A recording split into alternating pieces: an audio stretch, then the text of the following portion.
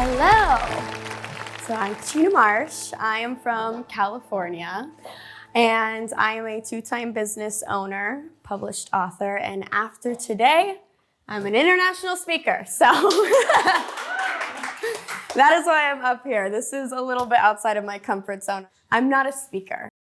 Ironically, I used to sing. I used to sing the national anthem before games. I would sing at pep rallies in school. And I would much rather bust out the national anthem right now than tell you about myself. So I'm not going to do that, though.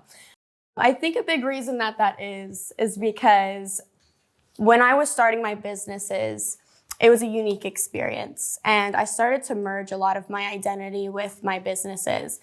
And I was getting lost in the background.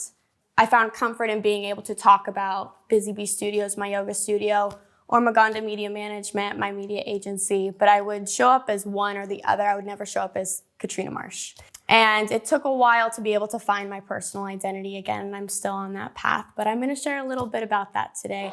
I was putting a lot of pressure on myself preparing for this, but Christelle, who I'm traveling with, and who is also a co-author, she gave me some great advice to take the pressure away and just come up here and share. So I'll be telling you a little bit about my background. I'll be telling you about some workaholic tendencies that I started to fall into, and then how I applied these growing up, and a hard lesson that I had to learn.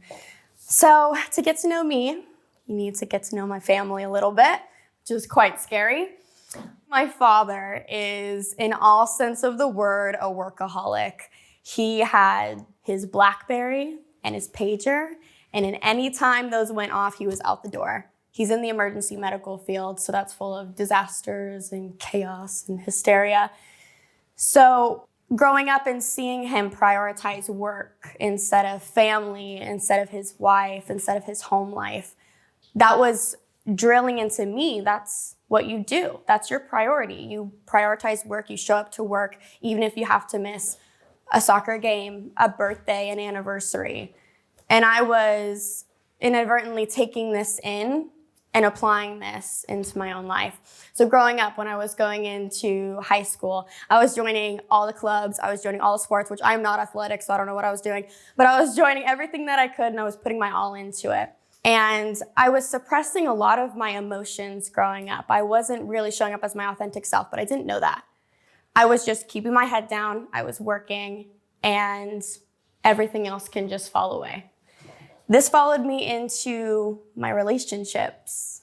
I got into one of my first long-term relationships, and there was a lot of direct disrespect, which I was not prepared for.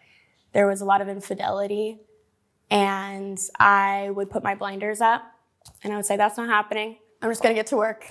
I'm gonna go to school. I'm gonna get my work done. And I would present this front, this mask of everything's okay, and I would keep all of that below the surface.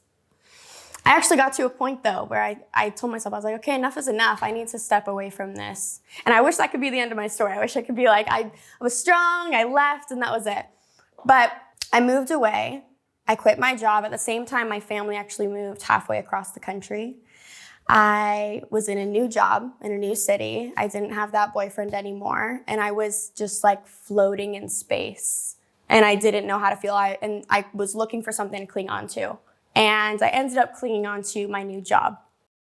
My new job was in the legal field, and I was a legal assistant. And I really, really, really wanted to work my way up that ladder.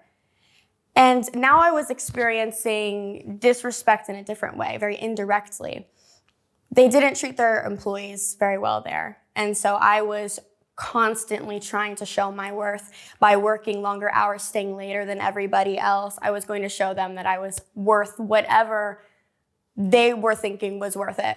So I was pulling all-nighters. I was there as much as I possibly could be, as much as they would let me be, which was a ridiculous amount. And I took those workaholic tendencies into this new job.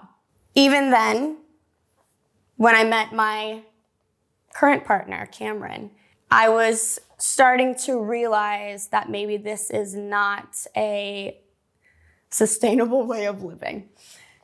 When I met my new life partner, Cameron, he could see through my mask, which was really uncomfortable.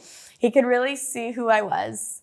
And he saw through that facade that I was putting up of this, everything's fine, because look how busy I am. Look how much I have going for me. He was one of the first people that was trying to kind of pull me out of that. He became my new safe space. And so I started to step away from work just a little bit, enough that I quit that job and I started to pursue my yoga studio, which was my first business, Busy Bee Yoga. So when we started Busy Bee Yoga, it was in like a glorified closet. You could fit like 4 yoga mats and that was about it. And I was up at the front saying, down dog, breathe in, breathe out. So that was our first yoga studio. And it took a lot of work. We were in there every day, cleaning, sanding, painting, getting the actual space ready to open the doors to allow these people to come in and take a class. But then once the doors opened, there was still work to be done. I had to be teaching, and I was the only teacher at the time. I had to be teaching, I had to be marketing, I had to be doing all these things and wearing all the hats that business owners wear. We got to a point where we had such a great response from the community that we were looking to expand. And conveniently, it was across the street, so we expanded into a bigger space, but now it was everything that we had done, but at a larger scale. I was there every day, every chance I got. I was putting everything into this business, sleepless nights, long hours, long days, cleaning, sanding, all of that. Again, we were renovating an older building, and so it was just physical labor, and I was putting all of my emotional energy into it. It was a lot of work, but I was like, you know what? I'm just gonna keep myself busy and I'm gonna keep going because that's what I know. When the doors opened there, again, I was the only teacher still at the time. I was teaching all these classes. And now we're open to the public. I have to be there every day still. I probably would have kept going that way for a long time. But then one night I was at a dinner party and I got a call and a young friend of mine had passed away. And at this point, I had suppressed my emotions for so long that when emotions would arise, I did not even know what that was. I didn't know how to feel. I didn't know what I was feeling. So when I got that call immediately, I was like, that's not true. They called the wrong person. That's just not real. And then, you turned on the news and it was on the news. And then it was trending on Twitter. It was very, very quick that it was very obvious that he had died. And so when he passed away, I fell into the deepest burnout I had ever experienced. I started to question what was even real, what was I doing, why was I doing it, and who was I doing it for? But unfortunately, I'd signed up for so much that I still had to keep going, even though I was feeling completely lost. In between classes, I was home, I was in bed, lights were off, Netflix was on.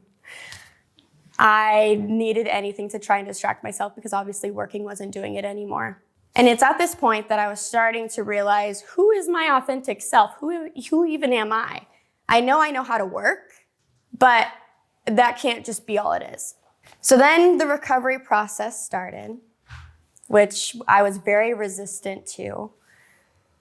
I started going to therapy, which fish out of water. I did not want to talk about how I felt. I did not want to talk about feelings. I did not want to talk about vulnerability. I'd always thought of those as weaknesses. But I started talking it through. I started finding comfort in my family and friends and actually being able to open up to people on a different level and not in just the top layer, how are you doing kind of way. The recovery process was long and uncomfortable, but I got to a point where I am now aware of who I am. I know what I'm here to do. And I know that you cannot fill other people's cups without filling your own. You cannot start a wellness business from an unwell space. And if you do, it's not sustainable. You need to, and I had to backtrack. I had to realize what I was doing. And then now I'm coming at it from this point where I'm pouring my emotions back into my business. And I know my students can feel it. I know my teachers can feel it. I'm at a point where I've built out my teams. It's not all on me. It's not all on my shoulders. I also own a media business now, a media management agency, Maganda. And we create personal brands and brands for businesses, and we help them market and show their authentic, true colors. And that is such a high priority for me now, because I know that if I don't get to know that business, if my team doesn't get to know that business on a deeper level, then I can't advertise for you. I'm not doing any good for your business if I don't know who you are. So it's definitely shifted my businesses and even created this business in a way. To bring a close to this, today when we were invited up here to speak, we were told to bring our signature talks. And I can't talk about being a 22-year-old businesswoman forever, which that would be nice. But this story holds a very special place in my heart. And this lesson is something I will continue to reflect on. And even though I will get older each year, my message will be timeless. So thank you for listening.